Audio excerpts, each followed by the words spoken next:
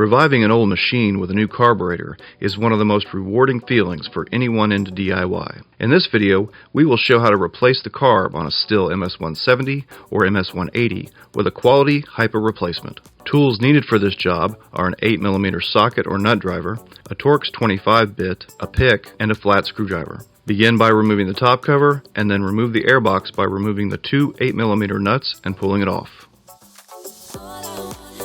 Remove the left side cover by taking out the 4 T25 screws. Don't forget the smaller one that attaches the chain brake lever. Detach the throttle and choke levers from the old carburetor.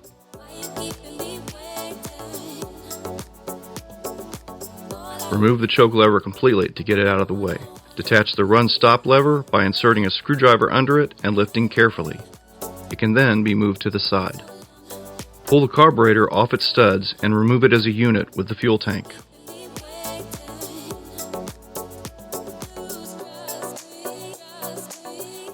Now we can compare the carburetor to the new replacement to make sure that we got the right part. In this case, we have an exact plug-and-play replacement, which can be purchased separately or as part of a Hipa all-in-one kit. Reassembly is really just the reverse of the disassembly process. Attach the carb to the tank and install as a unit. Reattach the stop run lever, making sure the throttle linkage is above the black plastic lever. Reattach the throttle and choke linkages. Reinstall the side cover, the airbox, and the top cover, and you're ready to run.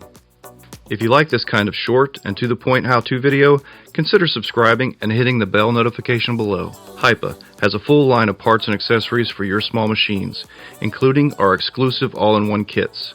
Visit us at hipastore.com.